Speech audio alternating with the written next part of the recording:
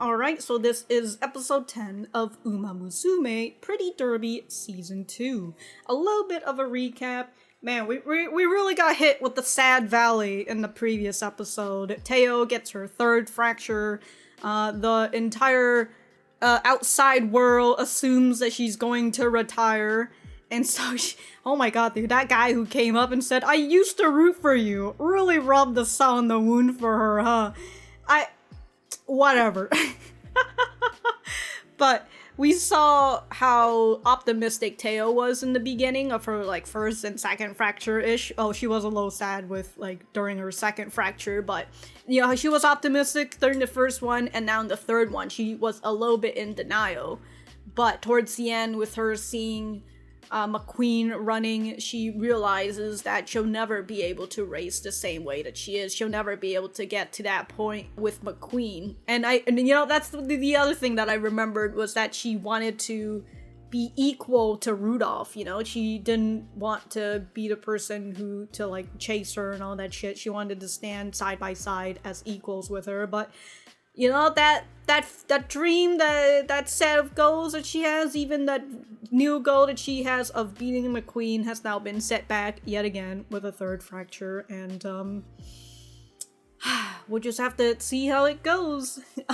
Other than that, I do have my full-length reaction up on Patreon, which you guys can check out either in the corner or in the description down below. Other than that, let us get started. I just said other than that twice. Whoops.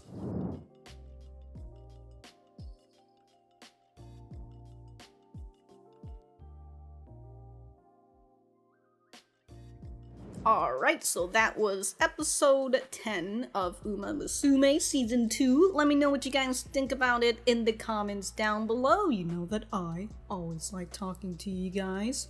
For me, I thought that this was a pretty good episode, you know? We were still in Sand Valley, but now we are out of it, and like I said, I assume we're going to have that race finally between Teio and McQueen towards the end anyways. But the third fracture did function in similar ways as the second fracture in terms of like pattern, where Teio was feeling down in the slumps because she had lost her second goal, which was to be undefeated to McQueen. And she faced loss for the first time, and then she had to be cheered up by McQueen herself in order to get her to where she was in the previous episode before she got the third fracture. But then with her third fracture, she fell down even harder than she did, especially with the doctor saying that she'll never be able to race the same way as she did before, and, you know, the news assuming that she's just going to fucking retire, and her fans telling her about it, you know, again, the whole rubbing salt in the wound. But this time around, it was Kita and Turbo who really showed her what's up. You know, who's the one that's getting her back on track to where she was again, which is her third goal, her third dream, which is to beat McQueen. With Kita, it made her think about her childhood self, because I assume she sees herself in Kita, and how Kita looks up to her and aspires to be like her and all that jazz. And it made Teio remember about her childhood and how she was looking at Rudolf as her aspiration. And we had Turbo, who was showing her this is what happens when you don't give up, and I thought that was really nice. I did start noticing that we were putting a lot of focus on Twin Turbo, so I was like, okay, so I guess Twin Turbo is going to play a part somehow, and she did, you know? She said what she set out to do, which was, I'm going to outrun everybody. And she did, she outrun everybody. And as I said, she outrun everybody in such a big distance. There was such a wide distance that even when she lost steam by the end, she still won because they couldn't catch up to her. Fan-fucking-tastic, dude. Fan-fucking-tastic. And then with McQueen, I get that she's, like, the sort of character that doesn't really express her feelings as much. I guess you could almost say she's, like, a kudere, if we can count her as a kudere. But, I don't know. Teio didn't take it the wrong way, so I was like, okay, whatever. But, I don't know. When I hear her say, it doesn't matter what happens to you, or no matter what happens to you, I will still be the strongest horse girl. And all I could think about that phrase is, I don't get it. I genuinely don't get it. In her mind, I get it when she thinks about it, when she says, like, I want to be the person that Teio continues to look up to, you know, aspiration and all that jazz. I want to continue winning, so then I will continue to hold that point for Teio.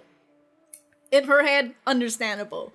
When she says it out loud and not say what she thought in her head, and no matter what happens to you, I will still be the strongest horse girl, it just rubs me the wrong way.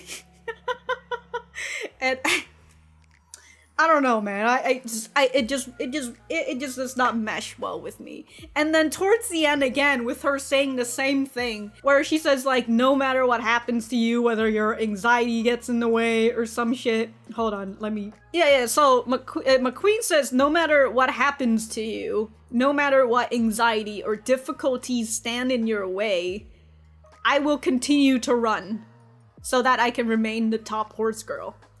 And now I can't figure out whether this is just how the translation is, you know, maybe she's saying something a little different, and this is how it was just translated.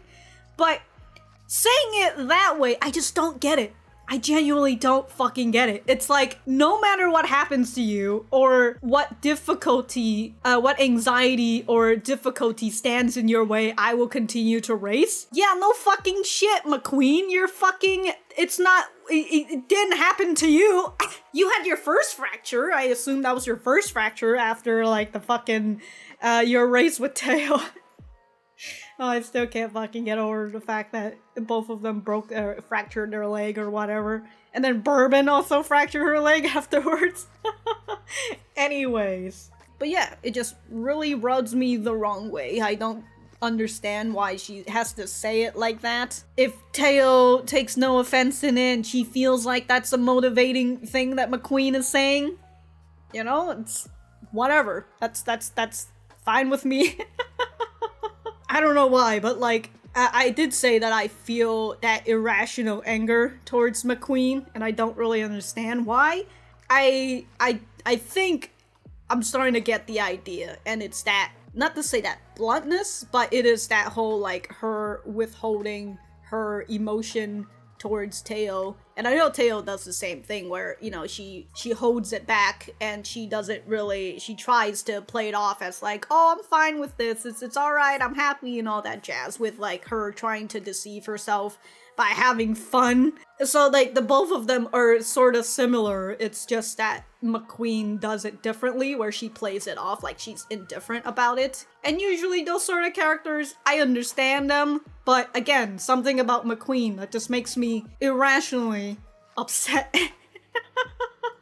Is it irrational? I don't know, but I think I'm going to stop this rant about McQueen now, because I can go on for a while if I don't stop myself.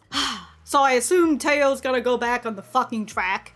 Are we going to see her do a little bit more training montage, or are we going to fucking skip more into, skip more and go into like some of the races that she's doing and all that jazz? I wonder, but I'm going to keep wondering, and all I have in my mind now is about what McQueen said, so if I have anything else to say, I will write it in the description down below. Thank you guys for sticking around, and I will see you guys in the next video.